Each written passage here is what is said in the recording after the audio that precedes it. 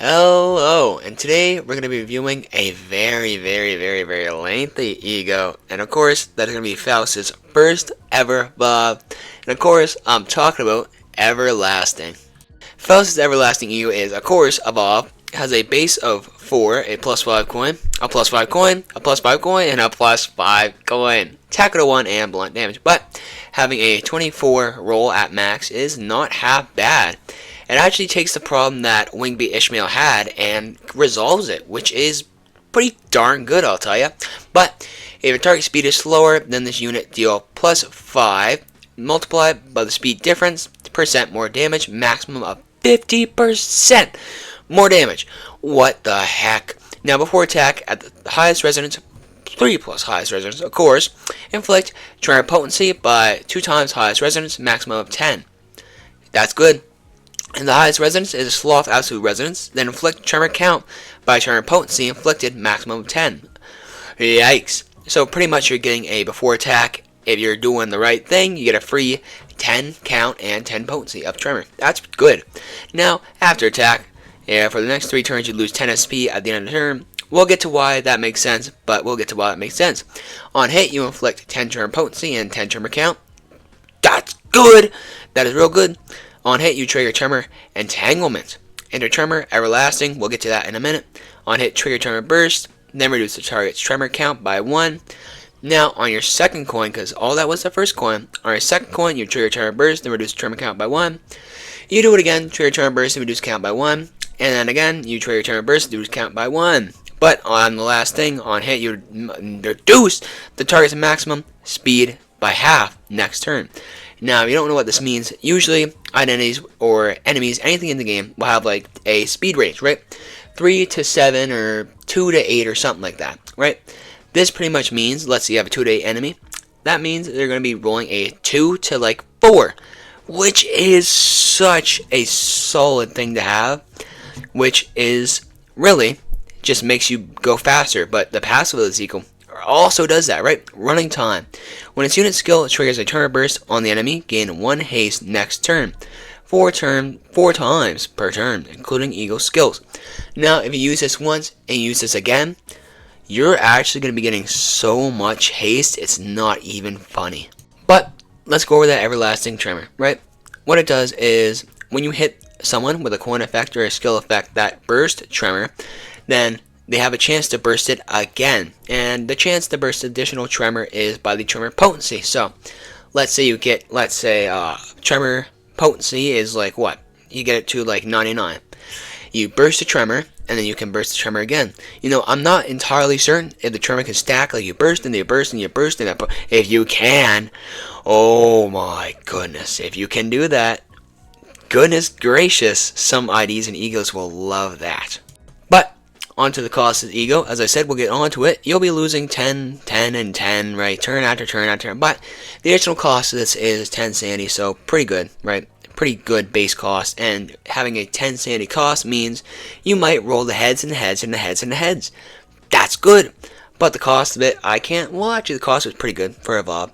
2 Lust, 4 Sloth, 2 Gloom, and 3 Pride.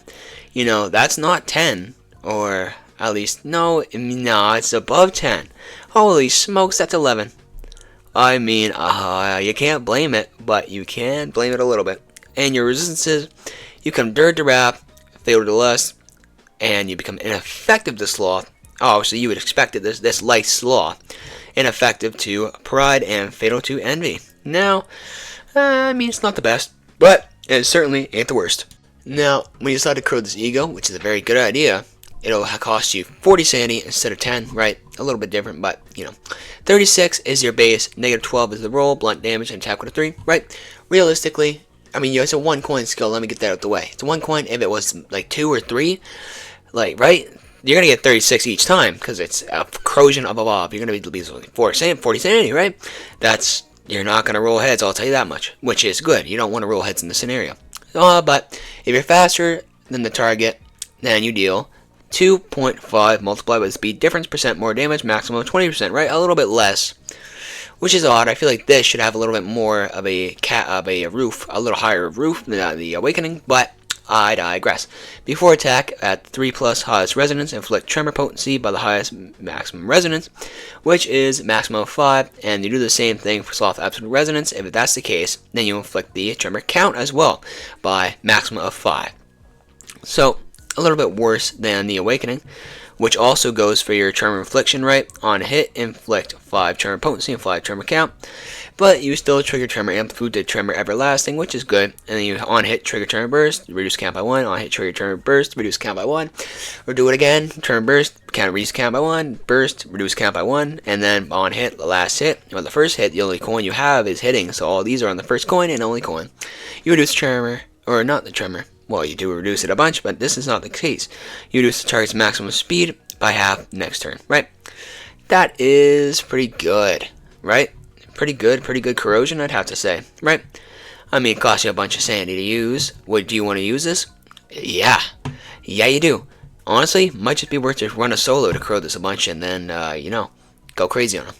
Now, the moment of truth is the drip of this E.G.O. This E.G.O is both drippy and literally and figuratively, and I gotta say, it reminds me of Eilina from the Library of Rowena. Did that rhymes? I didn't mean it, but you know. But the awakening is her in a bride dress, I suppose. I know a little bit of little wings in there. It kind of reminds me of Paradise Lost or something like that, right? You know, you'll love to see it. But, well, actually, we might be getting that eventually. And the awakening is lovely. But the corrosion, I like it too. Not as much as the awakening, but, you know, can't always be better than the best, right? Honestly, kind of like this quite a bit because it reminds me of the Gregor Garden of Thorns, which is his first VOV. So a lot of these VOVs are bride and groom. So, I don't know, kind of odd. But strength of the E.G.O, obviously phenomenal. You do 4 coins, so you're probably gonna be doing more damage than you are the Wingbeat Ishmael, but this time you won't be healing health. Nope, you're gonna be bursting tremor, which is honestly debatably better in some scenarios.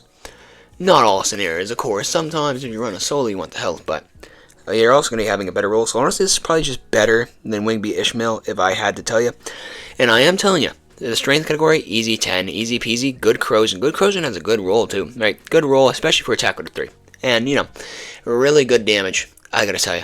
So, usefulness is a 10, and usefulness is a 10, I tell you, because easy peasy, right? New tremor, you're inflicting a lot of tremor, you're doing a lot of damage, you're reducing their maximum speed, this, that, you're buffing yourself with the passive by, you use the passive, and then you use this E.G.O again, or you use, like, pretty much any other blunt E.G.O in the game that Faust has access to, you're going to be bursting tremor. So, easy peasy, set up for speed, right?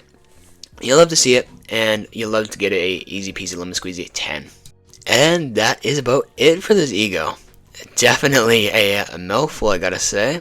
Like, coin after coin after coin after coin, holy smokes. But, I love it. I love it. I like that they're adding in more multi-coin E.G.Os, although I feel like they should definitely add it more rarer, I suppose, right? Have, like, 1 in each rarity, blah, yada. They're doing that, I guess. I don't know. But, I gotta tell you, on another note, we're getting evolves for most of the sinners pretty much already. Right? Well, no, not really, but we only got like 4 or 5 out right now, but still.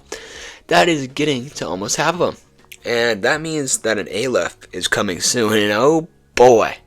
And I can't wait for when that happens. And when I do cover that Aleph, by golly, that's going to be a day. But until that day, I hope y'all have a good day. Or night, or afternoon, or whatever. But have a good one. Peace.